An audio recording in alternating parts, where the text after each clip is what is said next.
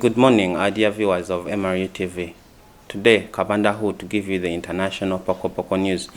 First, I want to thank you for subscribing on our channels, on our different media platforms, YouTube, Facebook, and Twitter at MRU Kakeka. Today, I'll be giving you the international news from different parts of the country or continents as at large. Let's start with the headlines. UK eyes way out of lockdown after hitting a milestone in vaccination. In Mexico, they begin to vaccinate the elderly. In the US, the United States Congress is to open an independent investigation on the Capitol riot.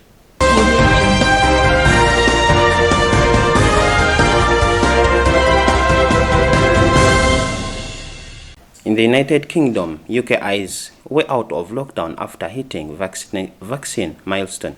British Prime Minister Boris Johnson has said the path out of the lockdown must be sensible to avoid being forced into reversal of the relaxation measures. Let's get the story from our reporter. Johnson's government has been praised for its management of the UK's vaccination drive after facing earlier criticism over its erratic handling of the COVID-19 pandemic. British Prime Minister Boris Johnson has said the path out of lockdown must be sensible to avoid being forced into a reversal of the relaxation of measures. Johnson's comments on Monday came after the government reached its target to vaccinate 15 million people by the middle of this month. A milestone which has fueled calls from the stringent restrictions to be loosened. That's the data we are having to look at and really work out what is going on, Johnson said. Asked about lifting lockdown, Johnson said the crucial thing is to make sure we do sensible steps that are in proportion to where we are. Johnson is expected to study the latest coronavirus statistics in the coming days before setting out a map for exiting lockdown. The government has said it is aiming to reopen schools on March 8th, but has been tight-lipped about other possible relaxations to date. In Nigeria, the new World Trade Organization chief Ngozi says vaccine nationalism would slow progress in ending COVID-19 pandemic and could erode economic growth of all countries, rich or poor. Our reporter has the details. The former Nigerian finance minister and senior World Bank executive was appointed on Monday in a consensus process and starts a new job on March 1st. No one is safe until everyone is safe. Vaccine nationalism at this time just will not pay because the variants are coming. If other countries are not immunized, it will just be a blowback, she said. It's unquestionable that people will be dying elsewhere, waiting Nakwi when you have the technology, Okonjo said. Studies showed that the global economy will lose $9 trillion in potential output if poor countries were unable to get their populations vaccinated quickly, and about half of the effect would be borne by rich countries. Maybe at the end of the year that we come to some solutions as to how the WTO can help make vaccines, therapeutics, and diagnostics accessible in an equitable and affordable fashion to all countries, particularly to poor countries. Both on human health basis as well as an economic basis, being nationalistic at this time is very costly to the international community, she said. A very top priority for me would be to make sure that prior to the very important ministerial conference.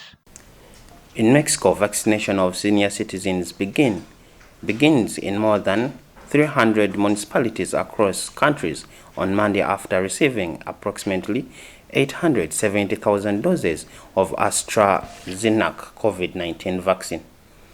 Mexico begins vaccinating citizens in more than 300 municipalities across the world after receiving AstraZeneca COVID-19 vaccine. It received the vaccine shipment from India, and it was struggling to control a surge in coronavirus cases and deaths before receiving this vaccine.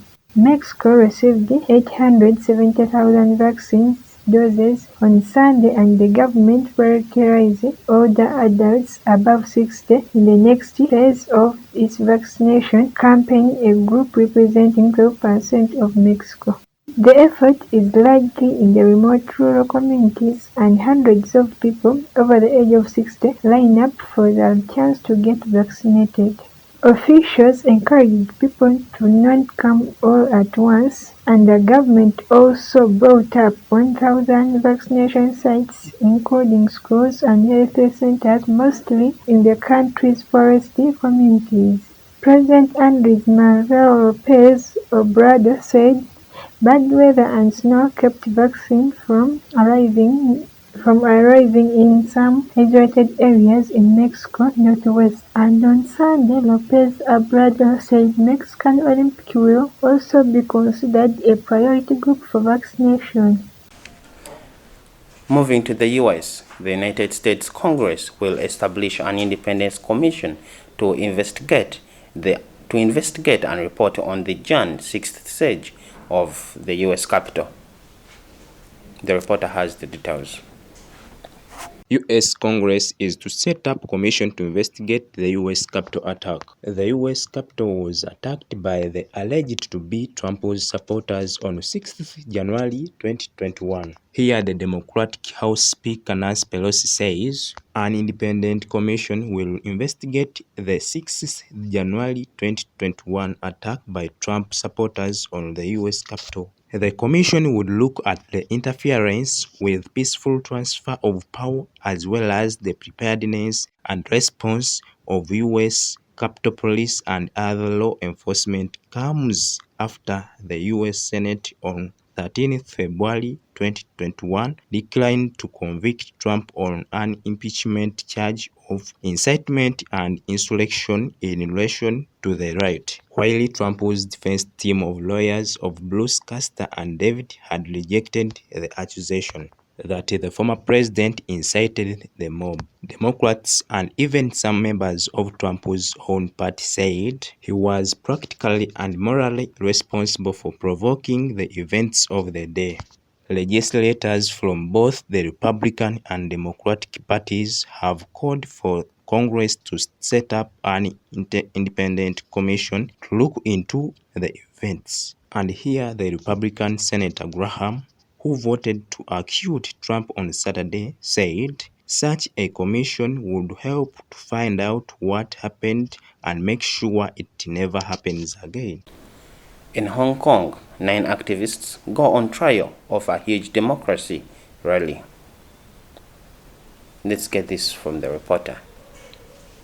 Hong Kong pro-democracy activists shoot slogan of veteran activists outside the West Kowloon Magistrates Court in Hong Kong on February 16, 2021, as they go on trial for organizing one of the biggest democracy protests to sweep the city in 2019. 2 former Hong Kong legislators have pleaded guilty to charges of organizing or participating in one of the biggest pro-democracy protests in China-controlled city in 2019. The 2 were among the 9, including veteran pro-democracy politician Martin Lee and Tycoon Jimmy Liam. Those trials got underway on Tuesday in the same autonomous territory.